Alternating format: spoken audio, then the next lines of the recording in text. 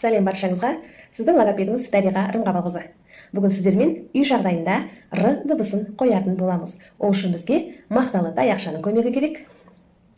Және де қасықтың орнына қарандаш немесе зондозаменительді пайдалануға болады. Бірінші не істейміз? Біз баладан ожау жаттығын жасауды сұраймыз. Яғни тілді шығарып, көтеретін боламыз, шұңқырлап. Енді осы ожау жаттығын біз таңдайымызға көтеру керекпіз, тигізуіміз тиіс. Енді баладан д дыбысын айтуын өтінеміз. Д. Таяқшамызбен біз көмектесетін боламыз.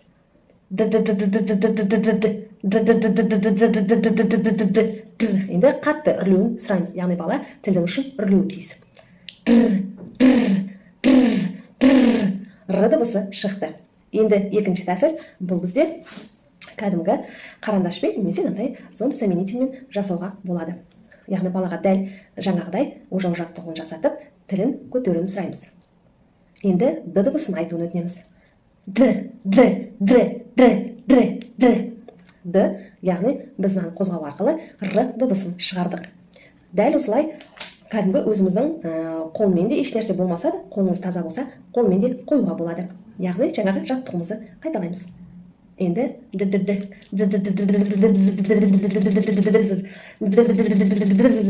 р дыбысы шықты. Мінекей түрлі тәсілдер арқылы р дыбысын қоюға болады.